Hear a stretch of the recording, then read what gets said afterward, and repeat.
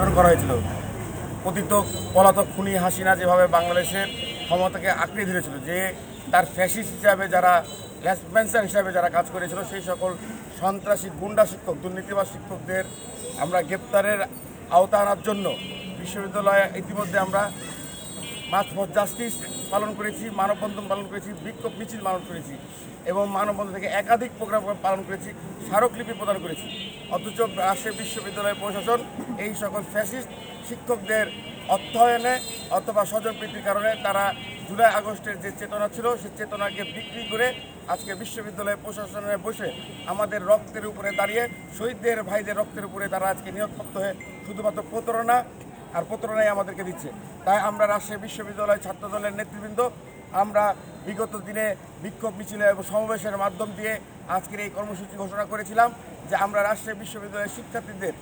মতামতের ভিত্তিতে গণস্বাক্ষর নিব এবং আমরা যে সকল 21 জনের রাজশাহী বিশ্ববিদ্যালয়ের কালার হোয়াইট যে সকল সন্ত্রাসী শিক্ষকরা রয়েছে তাদের বিচারের আওতায় আনার জন্য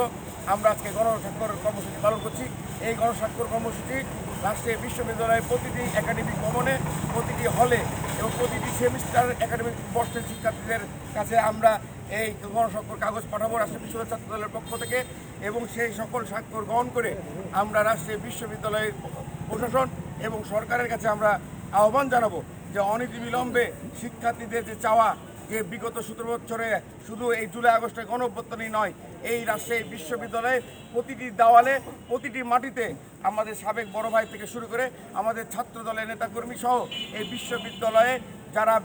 গণতন্ত্রমুখী যারা রাজনীতি করত, এই রাজশাহী বিশ্ববিদ্যালয়ে অনেক হাজার শত শত শিক্ষার্থীদের রক্ত মিশে আছে। সেই সকল রক্তের প্রতিশোধ নিতে এবং